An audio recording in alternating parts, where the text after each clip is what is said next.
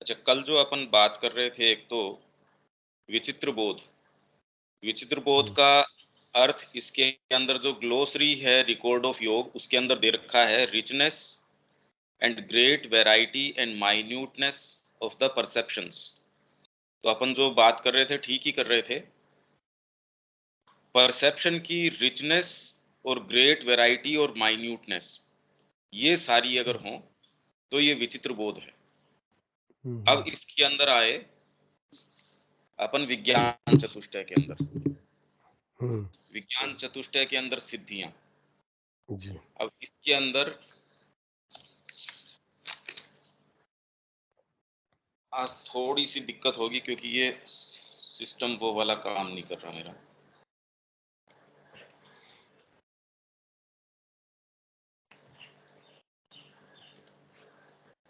ये तो हमने पढ़ लिया था, सिद्धियां, उनका औचित्य, खतरे और उपयोग।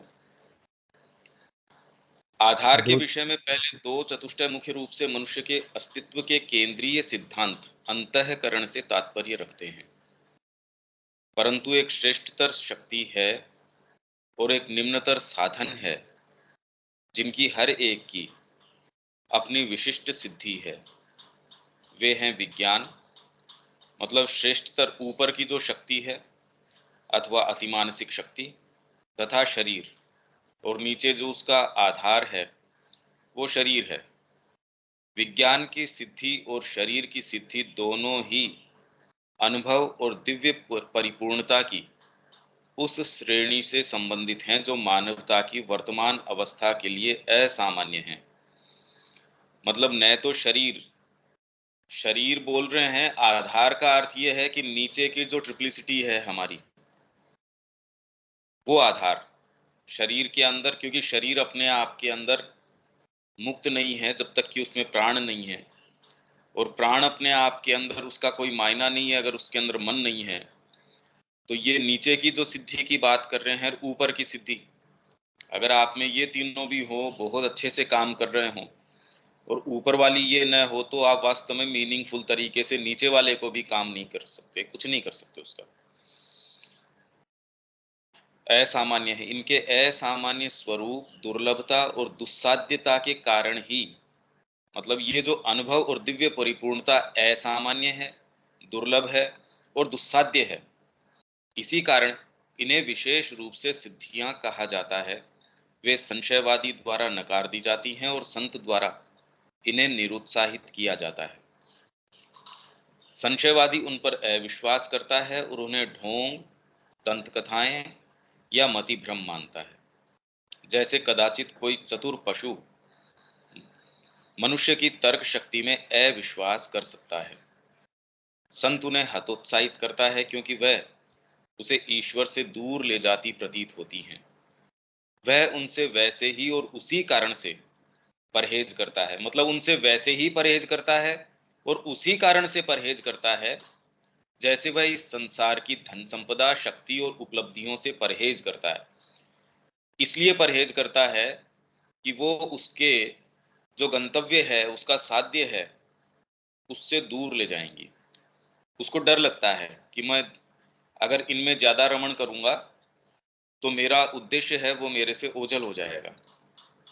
हमें उन्हें दूर करने की आवश्यकता नहीं है और न हम उन्हें दूर कर ही सकते हैं, क्योंकि हम भगवान को जैसे जगत से परे भी खोजते हैं, वैसे ही उनकी जगत परिपूर्णता में भी खोजते हैं। और एक बार जब हम उनकी प्रकृति को अनुभव करने और उसके अंग होकर उसमें निवास करने लगते हैं, तब जगत के अंदर ये उनकी शक्ति और ज्ञान की संपदाएं हैं जिनसे हम परहेज नहीं कर सकते। भाई अब कोई कह दे मेरे अहंकार बढ़ जाएगा, तो मैं जो सामान्य शक्तियां हैं माइंड की वो भी काम में नहीं लूंगा। अब आप कहां तक अपने आप को रिस्ट्रिक्ट कर सकते हैं?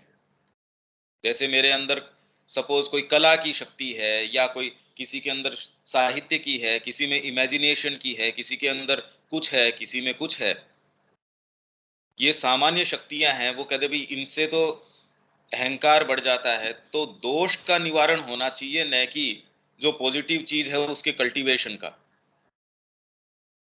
तो इसलिए क्योंकि हमको दूर ले जाती हैं, इसलिए इनका कल्टीवेशन नहीं होना चाहिए, ये कोई सही दलील नहीं हो सकती। अगर परिपूर्णता हमारा उद्देश्य है, तो पूर्ण योग की जहाँ तक हम बात करते हैं, उसके अंदर हम इनको क्षर्ण नहीं कर सकते, बंद नहीं कर सकते। और एक बार जब हम उनकी प्रकृति को अनुभव करने और उसके अंग होकर उसमें निवास करने लगते हैं, तब जगत के अंदर ये उनकी शक्ति और ज्ञान की संपदाएं हैं, जिनसे हम परहेज नहीं कर सकते।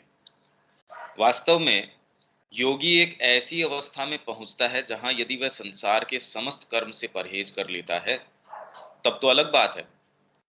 फिर तो उसका मार्ग अलग हो सकता है, उसका उद्देश्य अलग हो सकता है, और उसमें कोई दूसरे को मतलब डाउट करने का उसका विषय भी नहीं है। आपने मार्ग कौन सा चयन किया है, उसके ऊपर अगर पूर्ण योग की बात करते हैं और मैं सोलिटरी कन्फाइनमेंट में चला जाता हूं, तो ये पूर्ण योग नहीं हो सकता। हाँ, किसी का उद्देश्य अगर वो है, तो तो कन्फर्मिटी में है वो। अगर उसका उद्देश्य उसके गुरु कह रहे हैं और तब वो वैसा काम कर रहा है, तब भी कोई दिक्कत नहीं है। वह शक्ति और ज्ञान की सिद्धियों के उपयोग से और अधिक नहीं बच सकता, वैसे ही जैसे एक सामान्य व्यक्ति भोजन करने और सांस लेने से परहेज नहीं कर सकता। हाँ, यदि वह शरीर ही त्यागना चाहता हो, तो अलग बात है। भाई, आप भोजन करने से सांस लेने से परहेज नहीं कर सकते, तो कोई ऐसा अगर आपके इस तरीके का कोई व्यक्ति हो जो कहे कि मेरे को तो शरीर छोड़ना है, तो एक अलग बात है। क्योंकि ये चीजें सिद्धियां तो उस विज्ञान अर्थात आदर्श चेतना के स्तर जिसकी ओर वह उठ रहा है, कि वैसे ही स्वाभाविक क्रिया हैं, जैसे मानसिक क्रिया और शारीरिक गति मनुष्य के सामान्य जीवन की स्वाभाविक क्रिया हैं। सभी प्राचीन ऋषियों ने इन शक्तियों का उपयोग किया। ईसा से लेकर रामकृष्ण तक सभी महान अवतारों और योगियों और विभूतियों ने इनका उपयोग किया है। और न ही ऐसा कोई महापुरुष है जिसमें किंचित मात्र भी दैवीय शक्ति प्रकट हुई हो और जो अपूर्ण रूप से उनका लगातार उपयोग नहीं करता हो, बिना स्पष्ट रूप से यह जाने कि ये सर्वोच्च शक्तियां क्या हैं जिन्हें वह प्रयोग कर रहा है। देखिए, इनका किसी न किसी मात्रा के अंदर प्रयोग हम करते हैं, बस हम कॉन्शियस नहीं है। और सिद्धि इसलिए नहीं है क्योंकि एट विल नहीं कर पा रहे। वो कभी आ जाती है स्पोरेडिक तरीके से, और किसी के अंदर ज्यादा तरीके से काम करती है, किसी के अंदर कम करती है। आप सर्टेन माइंड के फ्रेमवर्क में होते हैं, बहुत अच्छे से विचार कर पाते हैं। कोई अध्ययन कर रहे हैं महाश्री अरविंद का, उसकी बातों को बहुत अच्छे से समझ पाते हैं, ग्रहण कर पाते हैं। कुछ समय ऐसे हैं उस समय कुछ भी नहीं समझ में आता। जो पहले समझी हुई चीज है वही दुर्बोध लगती है कि ये क्या कह क्या रहे हैं। पहले तो मैंने एक समय तो बहुत अच्छे से इस पैसेज को समझा था, ये क्या हुआ। तो अगर आप संकल्प मात्र से उस समय उस चीज को उपयोग कर सको तो सिद्धि है। नहीं तो सामान्यतः व्यक्ति के अंदर अलग अनेक तरीके की चीजें हैं, वो आती भी हैं, वो कॉन्शियस नहीं है। अलग अलग भाग हैं, वो क्रिया भी करते हैं, वो जानता नहीं है। यदि और कुछ भी नहीं तो वह अंतर्ज्ञान और प्रेरणा की शक्तियों का तो उपयोग करता ही है, अर्थात ईशिता की शक्ति का उपयोग करता है, जो उसके लिए वे सुअवसर ले आती है जिसकी उसे आवश्यकता होती है, और वे साधन ले आती है जो उन सुअवसरों को फलदायी बनाते हैं। अब ये ईशिता क्या हो गई?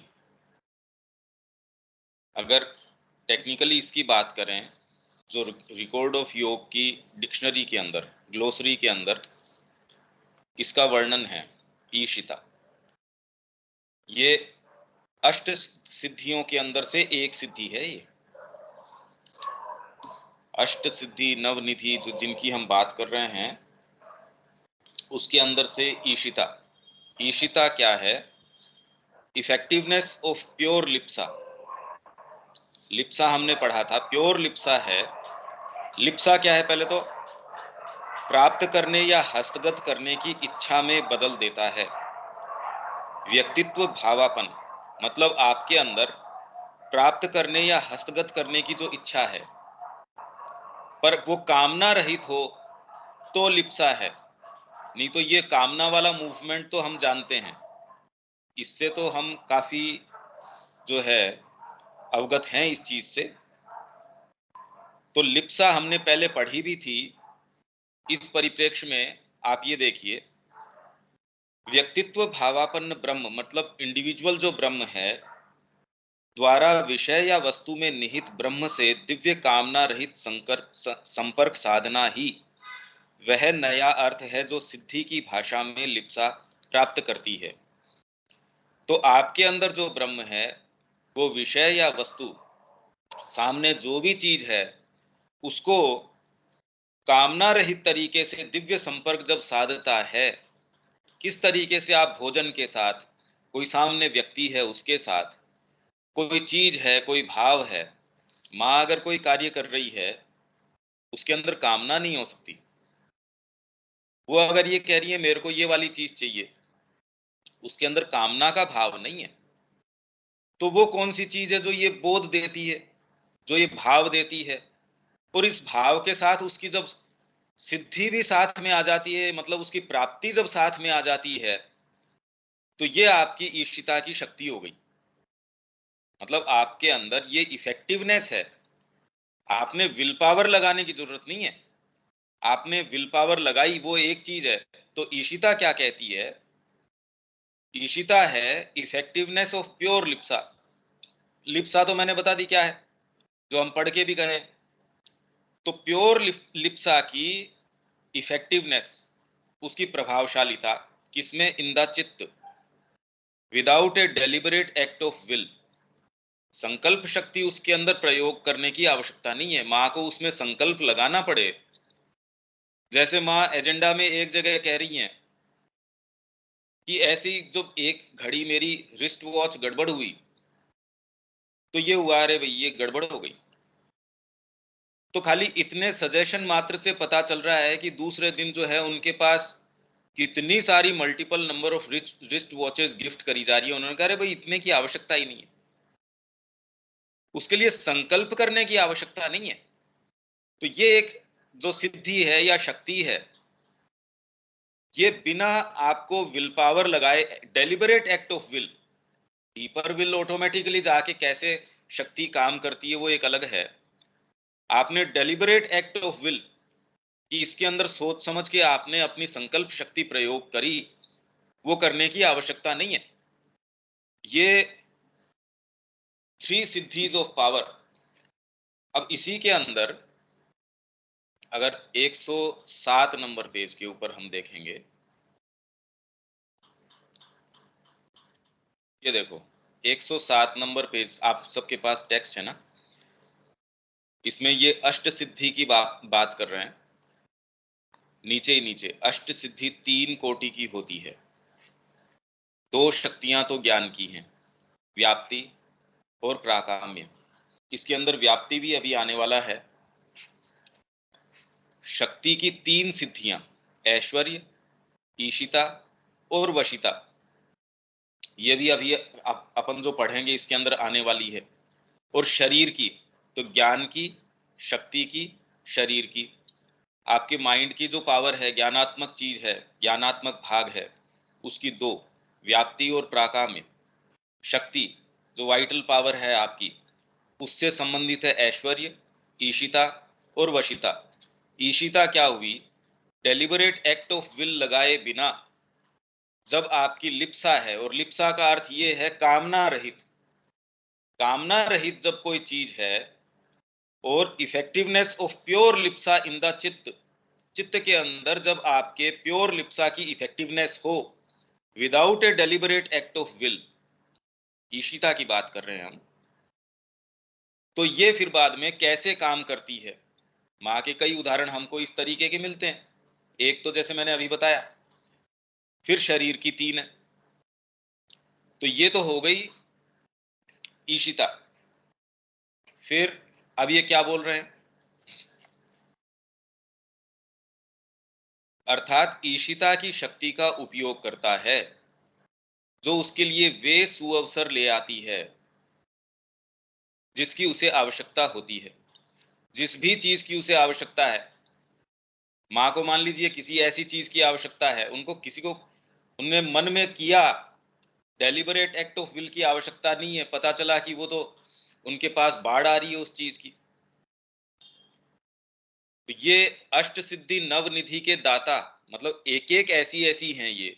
आप ये सोचिए कि ये 8 हैं और नवनिधि, जिसकी उसे आवश्यकता होती है और वे साधन ले आती है जो उन सुअवसरों को फलदायी बनाते हैं। भाई आपके पास सुअवसर आ गया, ये मेरे पास एक बिजनेस डील आई है। अगर मेरे पास हाथ के अंदर इतना कैश होता तो मैं इसको तुरंत पकड़ पाता था। नहीं है ये साधन मेरे पास। या ये मेरे पास इस समय व्यक्ति आया, अगर मेरे पास नेसेसरी बैकग्राउंड होता, अगर हम डीपर बात करें, मैंने तैयार किया होता अपने आधार को, मैंने अपनी एनर्जीज को गलत जगह प्रयोग न किया होता, मेरे साधन मेरे पास होते तो ये सुअवसर फलदायी हो सकते थे। मैंने अगर तैयार किया होता इस पैसेज को तो आज मैं इसको और अच्छे से समझ पाता था।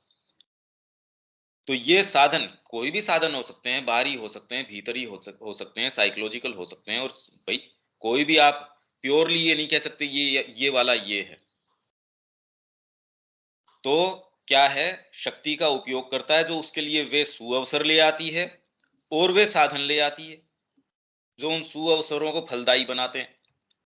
संगीत का ज्ञान नहीं है, प्रकांड कोई संगीतज्ञ आपके पास आया है, आप लाभ नहीं उठा पाएंगे, या उठाएंगे तो बहुत थोड़ा उठाएंगे। तो ज्यादातर तो हमारे साथ क्या होता है, अगर सुअवसर हों भी, पहले तो पता ही नहीं लगता, फिर उसका लाभ नहीं उठा पाते। और व्याप्ति की शक्ति, अब ये व्याप्ति की शक्ति क्या हो गई भाई, इसके अंदर उपयोग करता है जिसके द्वारा उसके विचार संसार में तीव्र गति से चमकते हुए जाते हैं और उसके चारों ओर और सुदूर तक भी प्रवृत्ति की अप्रत्याशित लहरें उत्पन्न करते हैं। ये व्याप्ति, तो यही हमने पढ़ा अभी। व्याप्ति इसी के अंदर है। देखिए मैं आपको पेज बता देता हूं, आगे आप देखेंगे कि ये व्याप्ति क्या है।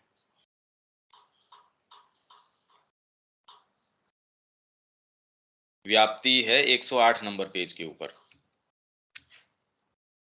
प्राकाम्य के प्रत्येक प्रत्येक, तो प्राकाम्य क्या है, प्राकाम्य पढ़ देता हूं मैं पहले। ये ऊपर है 108 पे। प्राकाम्य का अर्थ है इंद्रियों और मनस का पूर्ण प्रकाश। देखिए अगर आपके पास ये प्रिंटेड वर्जन है तो आप अपने पास ये रखिए, नहीं है तो एक कॉपी। और ये है कि बार बार अगर हम इसको रेफर करते हैं तो हमको ये बेटर रजिस्टर हो पाएंगी कि कौन से कॉन्टेक्स्ट में किस तरीके से ये टर्मिनोलॉजी काम में आ रही है। अगर हम ये कर पाए तो ये बेटर रजिस्टर करेगी, नहीं हम समझ नहीं पाएंगे, क्योंकि ये टेक्निकल टर्म्स चल रही हैं जिनको अगर हम अंडरलाइन करते हैं, उसको क्रॉस रेफरेंसिंग करते हैं, तो हमारे लिए हमेशा के लिए कुछ रजिस्टर हो पाएगी ये चीज। प्राकाम्य, दो शक्तियां थी ना, व्याप्ति और प्राकाम्य। ज्ञान की ये दो सिद्धियां हैं। मतलब जो ये शक्तियां जब आप में सिद्ध हो जाती हैं, सिद्ध का मतलब है एट विल, जब आप इनको प्रयोग कर सकते हैं, या प्रयोग क्या वो आप में है, जैसे हमने अभी बात करी कि वो ऑटोमेटिकली आपको कॉन्शियस विल पावर लगाने की आवश्यकता नहीं है, वो सिद्धि है आपके अंदर। आप अगर वो वैसे ही विल पावर लगाओ जैसे सामान्य व्यक्ति किसी भी चीज की प्राप्ति के लिए विल पावर लगाता है, तब तो क्या सिद्धि हुई, फिर तो सामान्य व्यक्ति भी करता है। तो प्राकाम्य का अर्थ है इंद्रियों और मनस का पूर्ण प्रकाश, जिसके द्वारा वे शरीर की सामान्य सीमाओं को पार कर जाते हैं। इंद्रियां और मनस, इनका पूर्ण प्रकाश, अभी इनकी सामान्य सीमाएं हैं। आंख एक सर्टेन दूरी, अगर खुला क्षेत्र भी है, बीच में कोई व्यवधान नहीं है, तो भी एक सीमा तक देख पाती है। बीच में कोई ऑब्स्ट्रक्शन आ गया, वो ट्रांसपेरेंट है या फिर ट्रांसल्यूसेंट है या ओपेक है, बिल्कुल दीवार है, अब सीमा है उसकी। वैसी कान की अपनी एक सीमा है। ज्यादा से ज्यादा भी अगर आपका विकसित है तो भी ह्यूमन ईयर इतने डेसिबल्स से ऊपर नहीं सुन सकता, इससे नीचे नहीं सुन सकता। आंखें इस स्पेक्ट्रम में देख सकती हैं। तो इंद्रियों की एक सीमा है। माइंड है, जो मनस, जो कह रहे हैं ये, उसकी एक सीमा है। हालांकि एक्चुअल इंद्री तो यही है, आँखों के ऊपर अगर कोई आपके इम्प्रेशन आ रहा है, पर उसकी पिक्चर कौन बना रहा है और उसका एक्चुअल में करना क्या चाहिए? आपको परसेप्शन आया, उसके आधार पे मैंने कॉन्सेप्ट तैयार किया। इन दोनों से बना के और कॉम्प्लेक्स मैंने इसके जो बोध बनाने शुरू किए।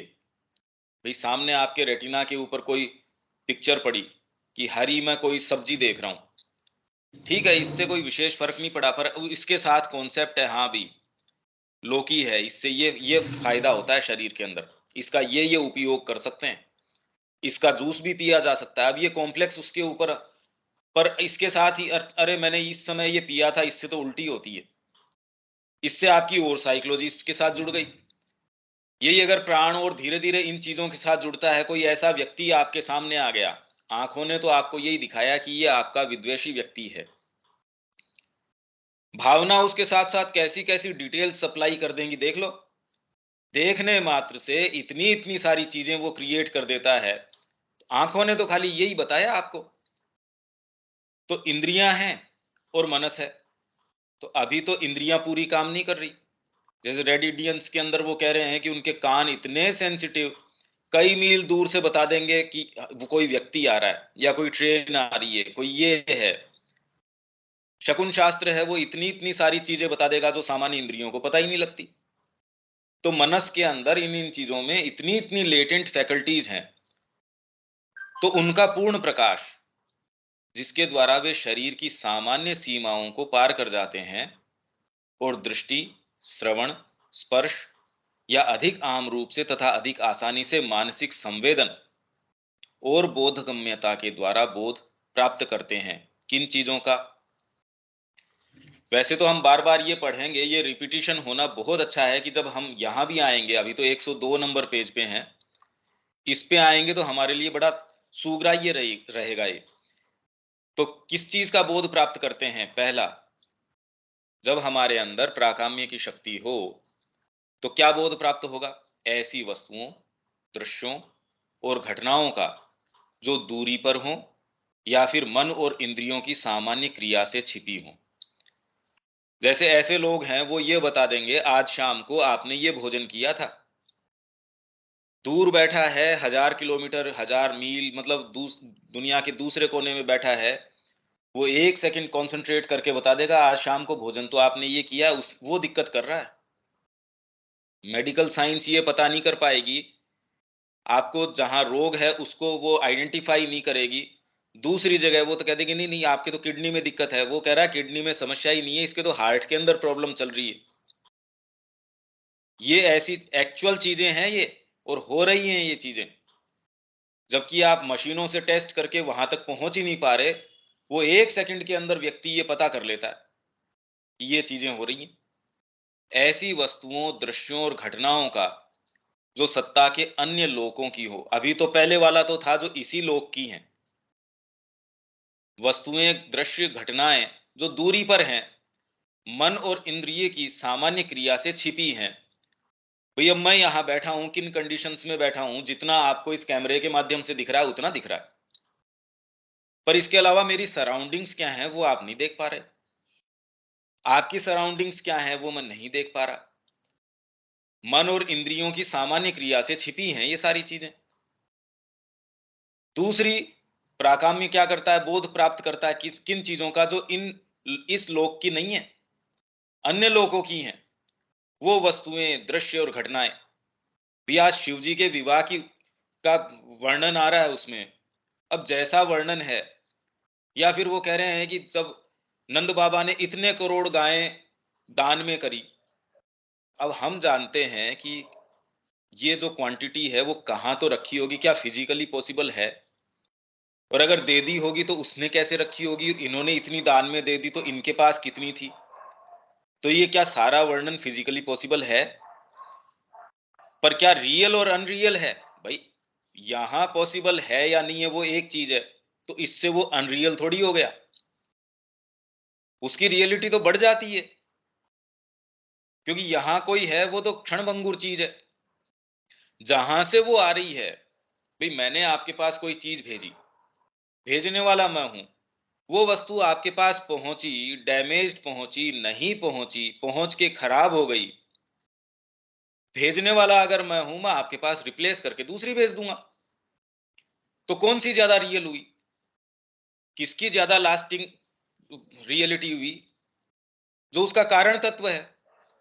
तो ऐसी जो अन्य लोक की चीजें हैं, दृश्य हैं, वस्तुएं हैं, घटनाएं हैं, वो भी देख पाता है। तो हमारे जितने भी पुराण हैं जिनमें इतनी सारी घटनाएं हैं, इतनी सारी चीजें हैं, हम उसको ये फिजिकल ज्योग्राफी से कंपेयर करना शुरू कर देते हैं। बताइए, ये 7 समुद्रों की बात करें, कौन से वाले समुद्र? एक दूध का समुद्र है, एक इसका समुद्र है, एक इसका समुद्र है, ये इससे भी बड़ा समुद्र है। कैसे बेवकूफ लोग थे, इनको फिजिकल ज्योग्राफी तक का पता नहीं है। अरे वो फिजिकल नहीं, उससे बेटर ज्योग्राफी बता रहे हैं, जो कि इसका खाली एक लास्ट रिपरकशन मात्र है। ये फिजिकल तो वो मूल कारण है। तीसरी, किस चीज का बोध प्राप्त करती है ये?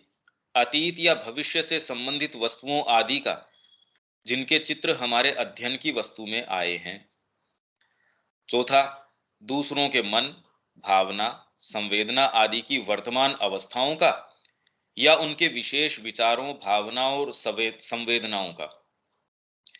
देखिए, थोड़ा बहुत ये व्यक्ति को, आप मैनेजमेंट में है, व्यापार के अंदर है, तो भी हाव भाव से भी आप थोड़ा पता लगा लेते हैं इस व्यक्ति के मन में ये है।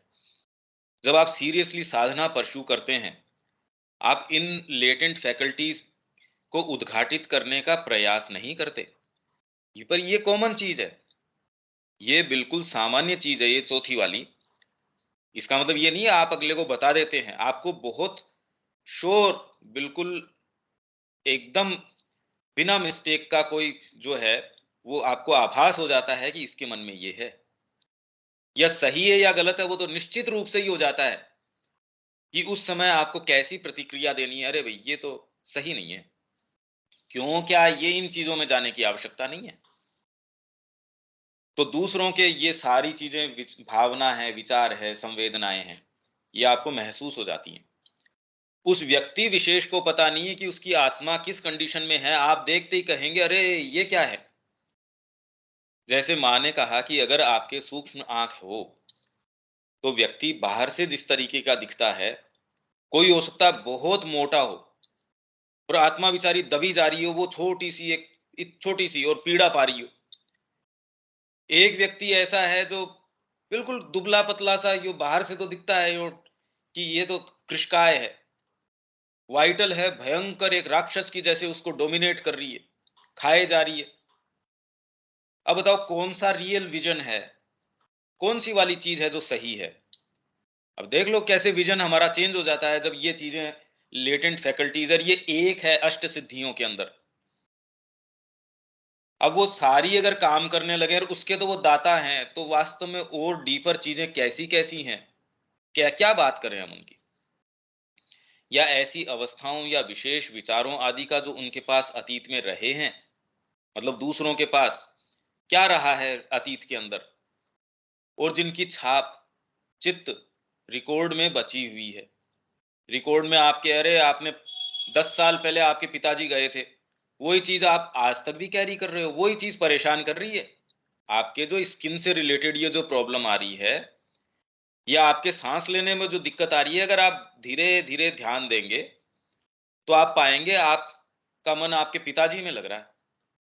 आप पास्ट के अंदर काफी, मतलब आप कॉन्शियसली नहीं तो भी आपकी चेतना का कोई भाग आपके पीछे, आप अतीत के अंदर बहुत ज्यादा संलग्न है। अरे मेरे पहले ये था, पहले ये चीज थी, ये बात हो सकती है। तो जब ऐसे व्यक्ति के पास जाते हैं, वो आपको बाहरी दवाई दे या नहीं दे, वो तुरंत पहचान जाएगा। आपको बताए ये नहीं बताए ये भी आवश्यक नहीं है, और ये भी आवश्यक नहीं है अगर आप श्री अरविंद के पास गए, वो जाने या न जाने, उनकी उपस्थिति मात्र इतनी व्यापक है, इतनी अमोघ है कि वो वैसे ही ठीक हो जाएगी। तो इसलिए माँ के पास गए, चिंतन किया माँ का, रोग ठीक हो गया। पुकारा तब तो हो ही गया। नहीं तो आपने चिट्ठी लिखी, उसके अंदर डाल दी, अभी भी वहां बॉक्स है, उसके अंदर डाल देते हैं हजारों चिट्ठियां, मतलब कितनी कितनी चिट्ठियां तो अभी भी वहां जाती हैं। माँ के नाम से एड्रेस होके अभी भी चिट्ठियां जाती हैं, और उन चिट्ठियों को वो लेके भी जाते हैं कि भी माँ के लिए हैं ये। और फिर उन अवस्थाओं आदि, अवस्थाओं या विचार आदि का जो भविष्य में होंगे और जिनकी छवि पहले से ही चित्त के भविष्यदर्शी हिस्सों में तैयार पड़ी है। तो ये तो हो गई प्राकाम्य। अपन बात कर रहे थे व्याप्ति की। तो प्राकाम्य के प्रत्येक प्रकार के अनुरूप ही व्याप्ति अर्थात ग्रहण करने या संपर्क की क्षमता। कौन से? आपने बोध प्राप्त किया 1 नंबर, 2 नंबर, 3 नंबर, 4 नंबर, 4 चीजों की हमने बात करी। पहला वाला ऐसी चीजें जो भौतिक मन और इंद्रिय की सामान्य क्रिया से छिपी है, उनसे दूर है। दूसरा, ऐसी दृश्य घटनाएं जो अन्य लोगों की हैं। तीसरी, अतीत से संबंधित जो चित्र हैं और वो जो हमारे अध्ययन की विषय वस्तु में आए हैं। चौथी ऐसी है दूसरों के मन के अंदर जो अतीत के रिकॉर्ड हैं या भविष्य के अंदर जो आसक्ति हैं, वो छवियां जो उसके चित्त के अंदर रखी हैं। ये चीजें, ये इंप्रेशंस आप ग्रहण कैसे करेंगे? तो ये जो चीजें हैं, ग्रहण या संपर्क करने की क्षमता का एक प्रकार होता है सबके अनुकूल। जैसे लिक्विड पी रहे हैं तो उसके लिए एक अलग तरीका है नापने का, उसको रखने का, कि बोतल में रखो। कपड़ा है, उसको बोतल में नहीं रखेंगे, उसके अनुरूप माध्यम है। वैसे ही ये सारी चीजें हैं, उनके अनुरूप चीजें हैं। भाई हीट एंड कोल्ड है, कैसे टच करके देखेंगे? हाथ आप या स्किन से टच करके देख लेते हैं, कान थोड़ी काम में लेते हैं। शब्द उसके लिए नहीं है, उसके लिए तो स्पर्श है।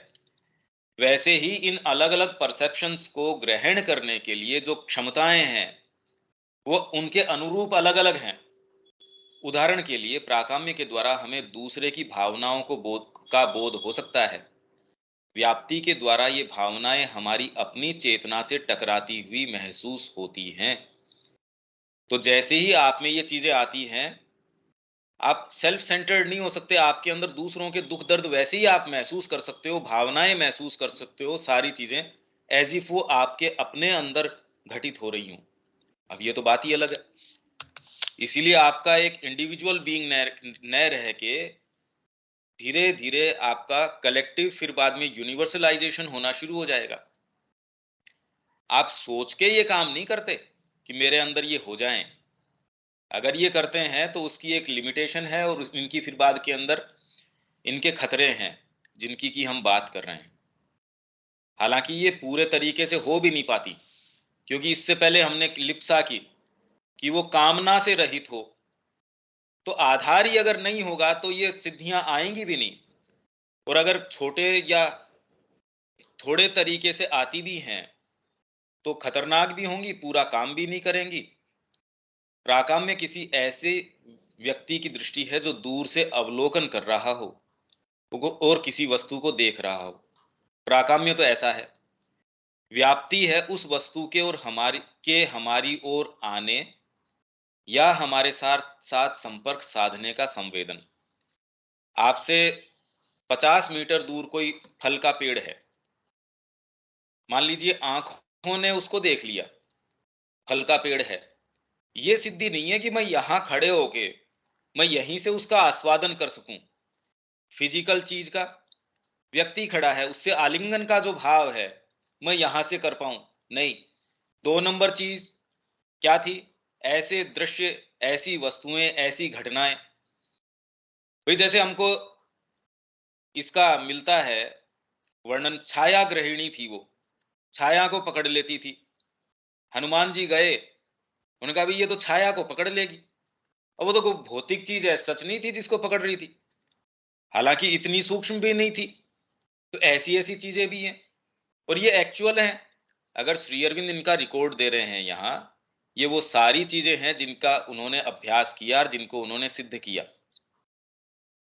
अगर हम इसके ऊपर केंद्रित होके थोड़ा सा इसको ये सोचें भी इसका अर्थ क्या हुआ, फिर इसके मायने क्या हुए, तो भौतिक शरीर के ऊपर इसके क्या परिणाम हैं, हमारी भावनाएं हैं उसके ऊपर क्या परिणाम है, हमारा जो व्यावहारिक जीवन है उसके ऊपर क्या परिणाम है।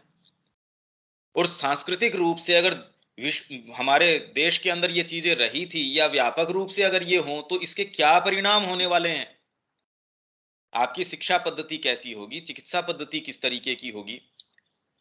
आप उन चीजों के ऊपर क्यों इतना आधारित रहेंगे अगर आप में ये है।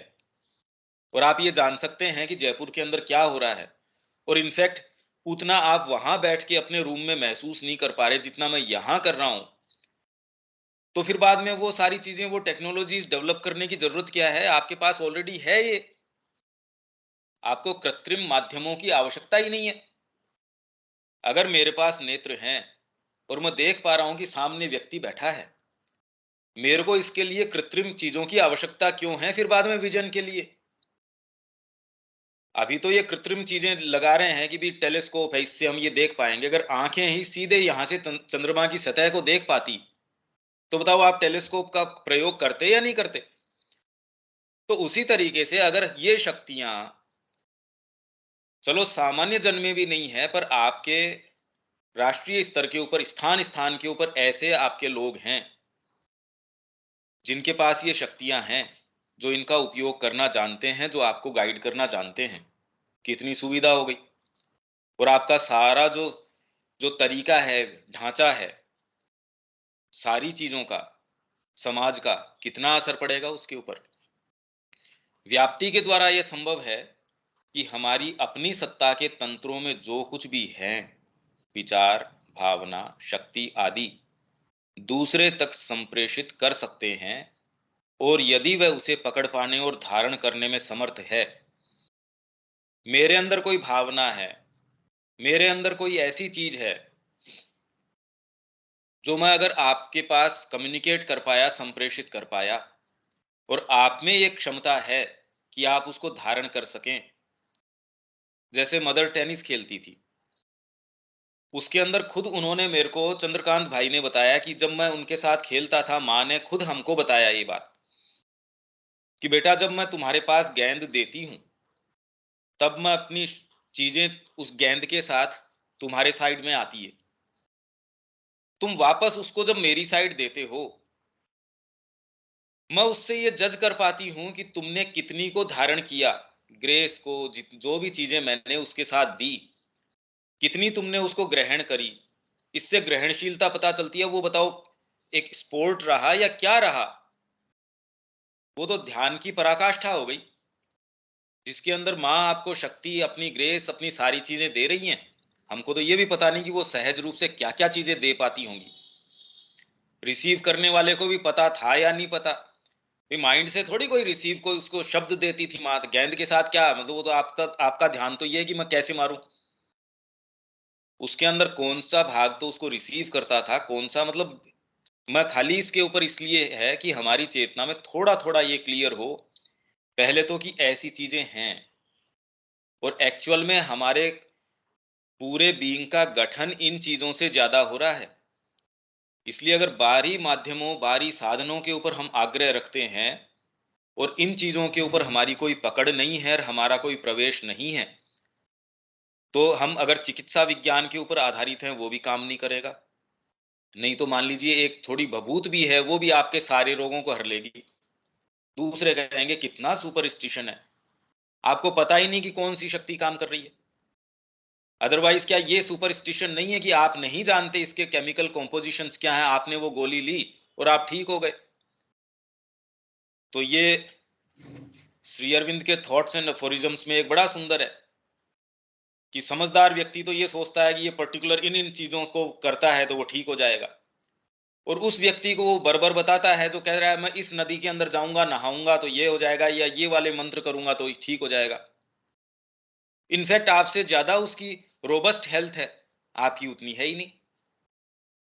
तो ये दूसरे तक संप्रेषित कर सकते हैं, और यदि वह उसे पकड़ पाने और धारण करने में समर्थ है, तो वह उसे अपना बना सकता है और उपयोग कर सकता है। इसलिए अगर आप आश्रम में भी हैं, आप किसी ऐसे व्यक्ति के संपर्क में भी हैं, पर अगर ये धारण सामर्थ्य नहीं है, कितने भी बरस हैं आप वैसे के वैसे ही हैं। तो जैसे आपका घड़ा उल्टा रखा है, ऊपर से सारी चीजों की का वर्षण हो रहा है, आपके कोई लाभ नहीं है। तो ये, चलो इसके अंदर ज्यादा जाने की हमको आवश्यकता नहीं है, क्योंकि ये व्याप्ति की वहां बात आ रही थी। इसलिए फिर अपन 102 के ऊपर अपना कहां तक आए थे, इससे जोड़ के अब हम वापस देख लेते हैं ये कहां तक आए।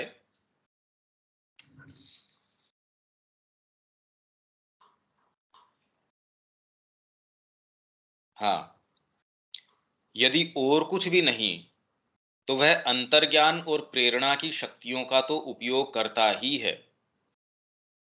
अंतर्ज्ञान और प्रेरणा मतलब ये करने की आवश्यकता नहीं है। अगर सिंसियरली माँ के मार्ग में चल रहे हैं, सहज आपको अंतः प्रेरणा माँ की ओर उन्मुख होते ही आपको ये महसूस हो जाएगा करने लायक काम ये है। माइंड नहीं कह सकता ये चीज। भाई इसको डिफरेंशिएट कीजिए आप। अगर ये हम एक पैसेज भी न कर पाए तो कोई खास बात नहीं है, पर एटलीस्ट कम से कम इसको थोड़ा समझ तो पाएंगे। भाई माँ की कोई पुस्तक पढ़ी, कोई चीज हमको न भी पढ़ी, हम बैठे हैं माँ का ध्यान कर रहे हैं, समाधि के पास गए, हमको महसूस हुआ कि अरे ये चीज अलग है, इसके अंदर तो मेरे को इतना सुकून मिलता है। अब वो सुकून फिजिकली तो नहीं हो सकता।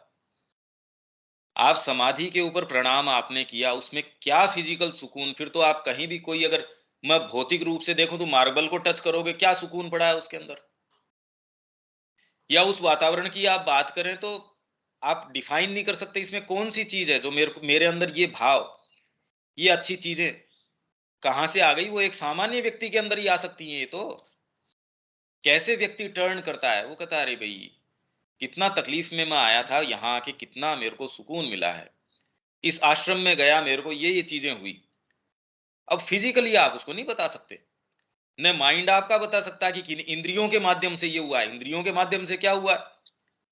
आप अच्छी एसी व्यवस्था के अंदर बैठे थे, गुरुजी के पास आश्रम में गए, वहां कोई एसी नहीं, कोई पंखा नहीं, ओपन के अंदर आप बरगद के पेड़ के नीचे बैठे हैं।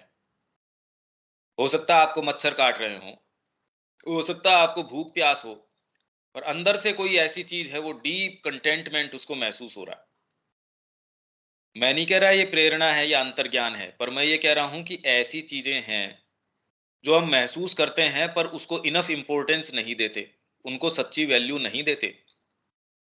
तो ये क्या करता है, अंतर्ज्ञान और प्रेरणा की शक्तियों का उपयोग करता है, अर्थात ईशिता की शक्ति का उपयोग करता है।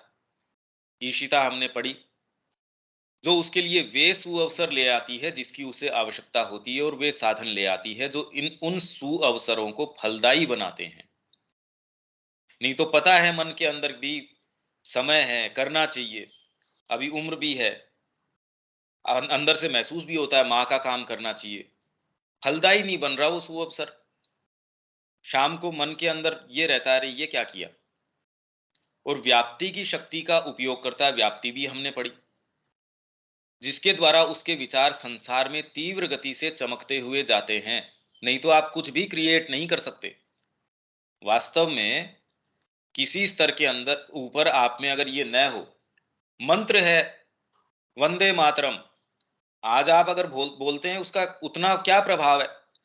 और जिस समय वो उदय हुआ था वो मंत्र, देखिए कैसे उसने पूरे को उद्दीप्त कर दिया था। कौन सी चीज थी जो गई थी। आप कह रहे ये इसके अंदर बड़ी एक क्षमता है, ये सम्मोहित कर लेता है। अरे सम्मोहित नहीं, ये कोई चीज है, हर कोई चीज से थोड़ी सम्मोहित कर लेता है। एक कोई चीज है जो राष्ट्रव्यापी रूप से वो फैल जाती है एक सेकंड के अंदर, व्याप्त, जिसको हम कहने व्याप्त, व्याप्त हो गई। तो व्याप्ति की शक्ति का उपयोग करता है जिसके द्वारा उसके विचार संसार में तीव्र गति से चमकते हुए जाते हैं, और उसके चारों ओर और सुदूर तक भी प्रवृत्ति की अप्रत्याशित लहरें उत्पन्न करते हैं। आपको नहीं पता उससे क्या उत्पन्न हो रहा है। वो आपके कौन कौन से, अगर आप अभी सुन रहे हैं सपोज ये चीजें आपके अब व्यापार में गए, वहां किस किस तरीके से ये लहरें उत्पन्न होंगी इसकी।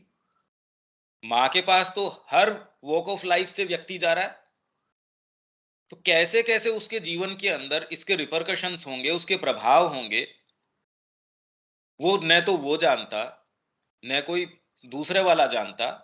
ये तो अप्रत्याशित लहरें हैं जो सुदूर तक भी जाती हैं। कितने पोटेंट विचार हैं जो आपकी ये फ्रेंच रेवोल्यूशन लेके आई, उसकी कितनी अप्रत्याशित चीजें हैं जिसने खोल दी होंगी। हम कह ही नहीं सकते कि इसका ये प्रभाव होगा। भी सपोज हमने पुस्तकों का वितरण किया, पर उसके क्या क्या प्रभाव रहे होंगे, हम ये चर्चा कर रहे हैं, उसका कितना डीपर हमारे प्रभाव एक एक व्यक्ति के जीवन में रह रहा होगा। ये जो लहर है वो कैसे कैसे हमारे अंदर तरंगे उत्पन्न कर रहा होगा, हम खुद भी नहीं जानते।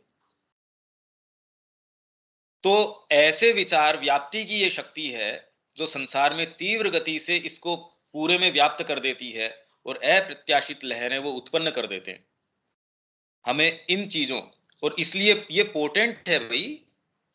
आप कहें या बैठे बैठे आप अकेले ये क्या कर रहे हैं, अरे ये ऐसी लहरें, आपके पास पोटेंसी ही नहीं है। आप सरकार भी चला रहे हैं, आपके पास नियम विधान बनाने का भी पावर है, तो भी आप क्या कर लेंगे, विद्रोह हो जाएगा देश के अंदर अगर आप सही नहीं कर रहे हैं या मिसमैनेज कर रहे हैं, तो वहां अच्छे से आपका देश ही नहीं चल पाएगा। अगर आपके पास पावर भी है, पॉलिटिकल पावर है या जो भी पावर है, तो कर क्या सकते हैं आप। वहीं श्री अरविंद अपने रूम के अंदर थे और विश्व युद्ध को और विश्व को उसकी नियति को दिशा प्रदान कर रहे थे, और उसकी जो भावी है उसको सारी को गठित कर रहे थे। वो कह रहे हैं मैं एक बीच का पैसेज तैयार कर रहा हूं जिससे कि मृत्यु से और वहां तक वो का एक सेफ पैसेज हो, नहीं तो ये पीड़ा दी जाती है। अब वो क्या कर रहे थे भाई। तो ये छोटी छोटी चीजें, और ये तो खाली एक ही है। ये जो हम बात कर रहे हैं ये तो एक छोटी सी बात चल रही है इसके अंदर, ये अप्रत्याशित लहरें उत्पन्न करता है। तो अगर आप वास्तव में कोई गंभीर काम या गंभीर क्रिएशन भी करना चाहते हैं, तो हमको ये इसका रहस्य प्रदान कर रहा है कि आपको कहां जाना होगा, आपके पास शक्ति कहां निहित है, वो कहां जाके हमको खोजनी चाहिए। हमें इन चीजों सिद्धियों के प्रयोग से और अधिक परहेज करने की आवश्यकता नहीं है। वैसे ही पर हमें को किसको रेफर कर रहे हैं ये भी समझने की आवश्यकता है। वैसे ही जैसे किसी कवि को अपनी काव्य प्रतिभा, जो कि साधारण मनुष्यों के लिए तो अप्राप्य सिद्धि ही है, के उपयोग से परहेज करने की, या जैसे किसी कलाकार को अपनी पेंसिल के प्रयोग करने का परित्याग करने की, वो उसको छोड़ थोड़ी देगा। किसी के अंदर इतनी जबरदस्त 3D बनाने की आर्ट है और ऐसी रेयर है, तो इसका मतलब वो छोड़ थोड़ी देगा। साथ ही संशयवादी द्वारा इन सिद्धियों के प्रयोग के खंडन और संत द्वारा इनके परित्याग का भी एक औचित्य है, और इस औचित्य पर हमें ध्यान देना होगा। ये जो इसका जो औचित्य है, इसके ऊपर हमको ध्यान देना होगा। संत इनका परित्याग इसलिए करता है क्योंकि जब ये सिद्धियां अहम भाव प्रधान कमजोर आधार में स्वयं को यदा कदा टूटे फूटे रूप में प्रकट करती हैं। अहम भाव जबरदस्त है। ऐसे के अंदर अगर आपको पता चल गया, मान लीजिए आपको सपना आया, या आपके सपने हैं काफी सच होते हैं, तो आप उसी में रस लेना शुरू कर देंगे, या आपको डेफिनेटिवली नजर आ जाता है कि कल क्या होने वाला है, किसी व्यक्ति विशेष के बारे में आपको पता चल गया, आप उसको सही तरीके से ले पाएंगे, उस इस क्षमता को, बड़ा मुश्किल है। कमजोर आधार में स्वयं को यदा कदा टूटे फूटे रूप में अगर प्रकट करती है, तो अहंकार भयंकर रूप से बढ़ जाता है। शिक्षा के अंदर हमने यही बात करी कि ब्रह्मचर्य के अनुशासन के मतलब हमारे अंदर ऐसी लेटेंट फैकल्टीज हैं, स्मृति है, निर्णय करने की क्षमता है, फिर ये लेटेंट और जो फैकल्टीज ही हैं ये जिनकी हम बातें कर रहे हैं, अगर ब्रह्मचर्य के अभ्यास से ये आपके अंदर उजागर हो जाती हैं, अहंकार के ऊपर आपने अगर अंकुश नहीं लगाया, तो ऑलरेडी हमारा जिस तरीके का फ्रेमवर्क है उसमें हम अपनी पोइज है उसको नहीं मेंटेन कर पाते, अगर ये कोई सी भी एक भी उसका रिफ्लेक्शन भी अगर आ जाए, सोचिए फिर क्या होगा। तो शिक्षा में ब्रह्मचर्य के अभ्यास के अंदर वो फिर क्या करते थे, इसका संयमन किस तरीके से करते थे, गुरु के जो वाक्य है उसको अक्षर से पालन करना, मन के अंदर भी संशय नहीं लेके आना। तो जो आज्ञा पालन है, ओबीडियंस है, उसके तो ऐसे ऐसे उदाहरण हैं हमारी संस्कृति के अंदर। तो अगर आज्ञा पालन आप किसी का करेंगे, तो फिर बाद में इसको बहुत ज्यादा चांस नहीं मिल सकता। भाई अभी हमारे अंदर अहंकार है, फिर बाद में जो एनर्जीज हम ग्रहण कर रहे हैं वो बड़ी थोड़ी हैं, आ रही हैं वो भी इम्प्योर काइंड की हैं, पोटेंट नहीं है। भैया आपने कोई दवाई ली, अच्छे से बनी नहीं है, मैंने एक औषधि ली, वो घटक ही उसके शुद्ध नहीं है, क्या काम करेगी? या फिर मैंने एक पोटेंट ले ली, उसकी मात्रा बहुत ज्यादा ले ली, ये तो गंभीर काम हो जाएगा। तो अभी एनर्जी है वो माध्यम बड़ा जो है इनसफिशियंट है, अशुद्ध है, ग्रहण करते हैं वो अशुद्ध प्रकार की करते हैं, धारण सामर्थ्य नहीं है, इसलिए कोई चिंता वाली बात नहीं है। मैं एक उनको नॉर्मल ग्राउंड के ऊपर चल रहा हूँ, जैसे जैसे आरोहण करता हूँ तब गिरने का खतरा है उसमें, और जितना ही ऊपर जाता हूँ उसमें और ज्यादा खतरा बढ़ता जाता है। तो अहंकार भयंकर रूप से बढ़ जाता है। तो अगर हमको याद हो सारी चर्चा कि शिक्षा में क्या किया जाता था, तो उसको हम इससे रिलेट कर सकते हैं। अज्ञानी साधक सोचने लगता है कि वह इन असामान्य शक्तियों का स्वामी, सृष्टा और सचमुच ही एक बहुत महान व्यक्ति है। मतलब ऐसी ऐसी वो बातें करने लगता है, वो आपको क्या बताई जाए। वो तो जब ये मार्ग कोई अपनाए तब की है। इन असामान्य शक्तियों का ऐसा, हाँ स्वामी है वो तो, सृष्टा है। अरे मैं खड़ा हूं ना आपके लिए, आप क्यों चिंता करते हैं? अरे तेरी थोड़ी है ये शक्ति। माँ को जब कहा जाता था कि माँ ये इसको आप ठीक कर दीजिए, माँ कह रही मेरे पास कोई पावर नहीं है। तो लोगों को थोड़ा सा ये ऑफेंसिव भी लगता था कि माँ ये कैसी बात कर रही हैं। जब उनसे ये अपेक्षा करी जाती थी, तो माँ कह रही है कि वो मेरे अंदर विश्वास इसलिए उनका टूटता जा रहा है क्योंकि I do not have enough money, कि जितनी आश्रम की व्यवस्था चलाने के लिए है इतना मेरे पास नहीं है। तो वो कहे ये माता जी इसके लिए आए थे हम। तो जब आप में ये डिसेंसी है, आप उस अवस्था में जब आप जगत जननी है तो भी आप जान रहे हैं कि मेरे को अगर होगा तो मैं किसी को ठीक कर दूंगी, नहीं है तो मैं एक खुद की कोई ठीक नहीं कर सकती, आप कैसी बात कर रहे हैं? और जबकि कोई एक छोटा व्यक्ति है वो कहे मैं तो स्वामी हूं इसका, सृष्टा और सचमुच ये एक महान व्यक्ति है, ये उसको आभास होने लगता है। यह ठीक वैसा ही है जैसे हम तुच्छ कवि और आधे अधूरे कलाकार में प्राय असामान्य अहंकार पाते हैं। ये तो हमको सब बहुत अच्छे से पता है क्या होता है ये। क्योंकि जिनके पास वास्तव में महान कला शक्ति है, वे भली भांति जानते हैं कि वह शक्ति उनकी अपनी नहीं अपितु भगवान की देन है, और ऐसा महसूस करते हैं कि ईश्वर की वह शक्ति उनका उपयोग कर रही है, न कि वह वे उस शक्ति का। अतः अहंकार से भ्रमित होकर साधक इन शक्तियों के पीछे स्वयं इन शक्तियों के लिए भागता है। अहंकार से भ्रमित होकर स्वयं इन शक्तियों के लिए भागता है। जैसे कि शिक्षा के अंदर हम कर रहे हैं, इसमें ये तो होना ही चाहिए, ये एटिकेट्स तो होनी चाहिए, इसको ये वाली बातें तो आनी चाहिए, आज के संसार में कैसे व्यापार चलता है ये तो इसको पता होना ही चाहिए। आपने ये मान लिया कि उसका बहुत छोटा सा फ्रेमवर्क है, मतलब इतनी विशाल उसकी समुद्र बराबर, समुद्र से बड़ी उसकी सत्ता है, और उसको आप एक छोटी सी गंदी सी बूंद मान लेते हैं, और उसके लिए भी मतलब वो भी आपको नहीं नजर आ रही, उसके तरीके से व्यवस्था करने की कोशिश करते हो। तो अहंकार से भ्रमित होकर साधक इन शक्तियों के पीछे स्वयं इन शक्तियों के लिए भागता है और भगवान का अनुसरण करना छोड़ देता है। इसीलिए हमारा अंततो गत्वा हर चीज का निष्कर्ष हम यही निकालते हैं कि माँ को अनन्य रूप से आप ऑफर कर दीजिए। ये शक्तियां आती हैं तो अच्छा है, नहीं आती है तो अच्छा है। और वास्तव में तो आप जब इस मार्ग पे होते हैं तो आपके लिए ये सहज होती है, ये आपके लिए कोई चमत्कार की बात नहीं होती। भाई अभी हम बात कर रहे हैं, इंटरनेट के माध्यम से हम ये चर्चा कर रहे हैं, तो हमारे लिए कोई बोस्ट करने की या ये बताने की देखो हमारे पास ये क्षमता है, हम इंटरनेट से बात कर रहे हैं, सामान्य सी चीज है। हर व्यक्ति के पास मोबाइल है, उसके अंदर भी वो इस तरीके से वीडियो देख पाता है, तो वो ये थोड़ी कि मेरे पास ये शक्ति है। तो वैसे ही जब आपके अंदर ये कि सपोज ये पढ़ रहे हैं, इसके माध्यम से उसके मूल तक, उसके पीछे क्या भाव है, क्या उसमें क्या है, ये थोड़ी सूक्ष्म है, बहुत पोटेंट है। सामान्य जो आपकी शक्तियां उससे बहुत जबरदस्त है, नहीं तो 50 साल खराब कर दिए, मुद्दे पर आए नहीं। ये व्यक्ति एक दृष्टिपात में कह देता नहीं नहीं मेरे को नहीं करना ये, अगर इतने पैसे खर्च हो जाते हैं हो जाने दो, इसके लिए मैं एक दिन, एक घंटा, एक मिनट खर्च नहीं करूंगा। ये समझदारी कैसे आ गई? ये अनुभव और भी सर्वोपरि है।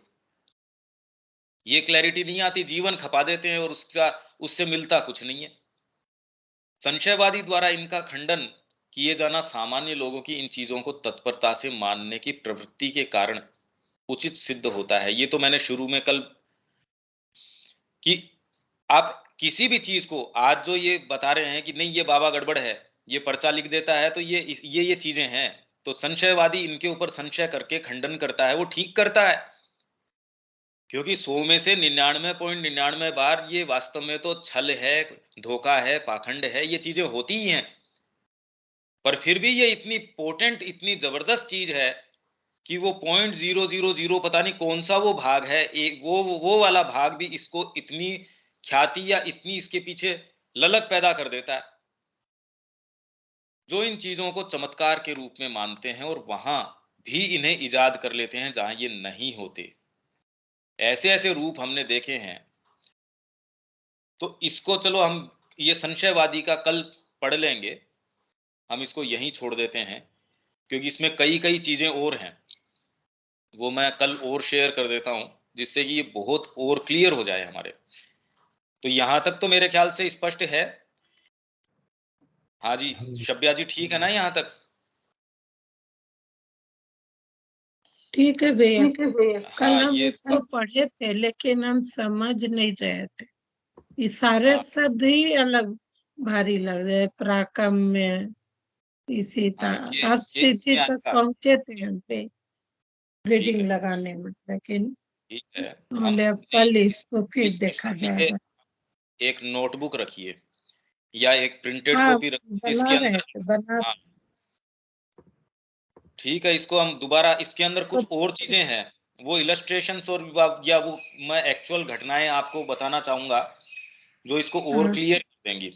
मेरे पास दूसरे सिस्टम में थी, वो मैं शेयर कर सकता था, पर वो आज समाव उसने फंक्शन सही नहीं किया, तो वो हो सकता है मैं कल ठीक आपसे शेयर करूं।